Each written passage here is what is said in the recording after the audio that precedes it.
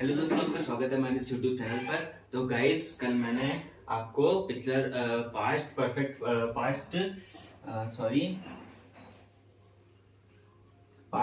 Perfect के positive और negative बताने सिखाया था। तो गाइस, आज जो है हमारा पास्ट परफेक्ट का हम आपको पैसिव बताना सिखाएंगे। तो गाइस, इन वाले वाक्यों में मतलब होता क्या है कि हमारा ये वाक्य जो होते हैं हेड बीन से बनते हैं। आपको इन्हें बनाते समय हमेशा हेड बीन का प्रयोग करना होता है। तो गाइस, इन वाले सेंटेंसेस में होता क्या है, बिफोर और आफ्टर दिया होता है। अगर हमारा वाक्य में जो है बिफोर दिया है तो वो हमारा हेड बीन से बनेगा। अगर हमारा वाक्य में आफ्टर दिया है तो वो हमारा जो सेंटेंस है वो वॉज या वर से बनता है। बस आपको इसमें इतनी चीजें ध्यान रखनी है। तो हम आपको इसके कुछ रूल्स बताते हैं। ये हमेशा बनते किससे हैं? इन्हें हमेशा जो है हेड बीन से बनाते हैं। इन्हें हमेशा हेड बीन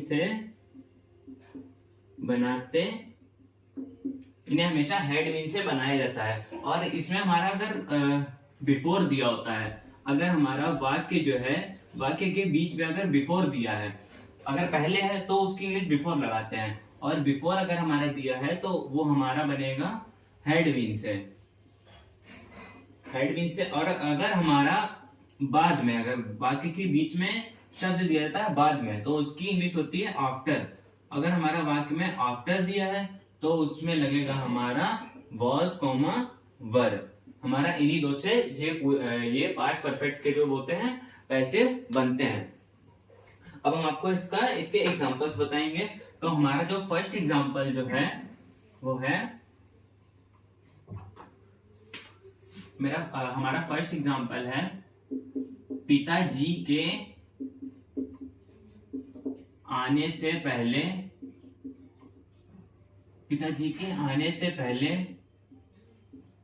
कमरा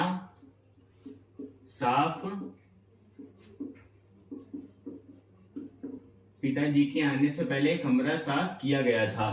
तो पिताजी के आने से पहले कमरा साफ किया गया था। हम वाक्य को यहां से नहीं, हम वाक्य को यहां से उठाएंगे। तो होगा हमारा द रूम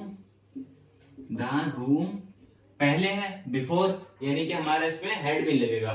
तो the room had been cleaned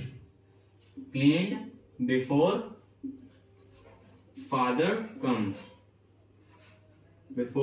father come. ये हमारा हो गया फर्स्ट एग्जांपल।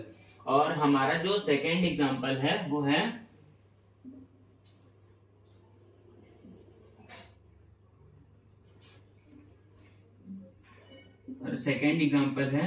सूर्यास्त से पहले मेहमानों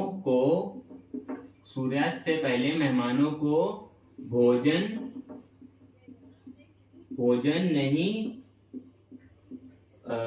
नहीं परोसा गया था। तो इसमें हमारा यहां से वाक्य शुरुआत होगा। भोजन यानी कि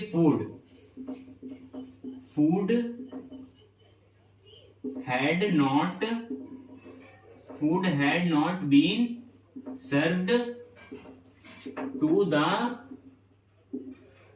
गेस्ट बिफोर सनसेट। सूर्यास्त यानी कि सनसेट। ये हमारा हो गया पास्ट परफेक्ट की पैसिव वाले दो सेंटेंसेस। आप इनको नोट कर लीजिए। अब हम आपको दो एग्जांपल्स और बताएंगे।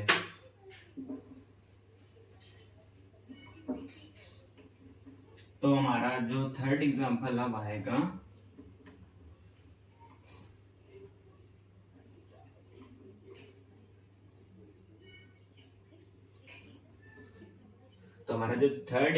है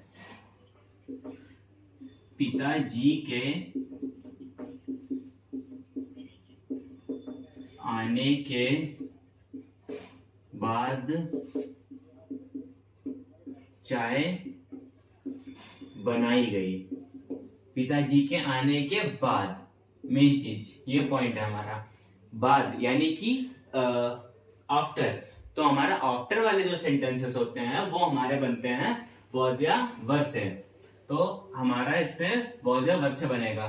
तो टी वॉज, चाय बनाई गई, tea was prepared, tea was prepared after father had come, after father had been come. ये हो गया हमारा एक बाद वाला सेंटेंस। और हमारा फोर्थ सेंटेंस जो है,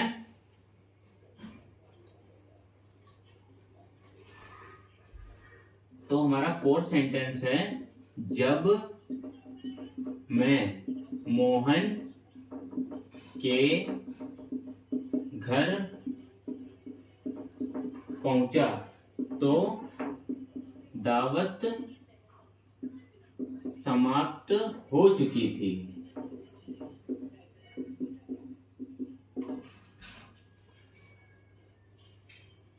तो ये हमारे जो है, ये हमारा आफ्टर, ना ही हमारा आफ्टर से बनेगा और ना ही हमारा बिफोर से बनेगा इसमें, क्योंकि ना हमारा घर पहुंचा तो दावत समाप्त हो चुकी थी, ना हमारा इसमें पहले दिया है ना हमारा बाद में दिया है। तो इसका रूल जो होता है वो अलग होता है।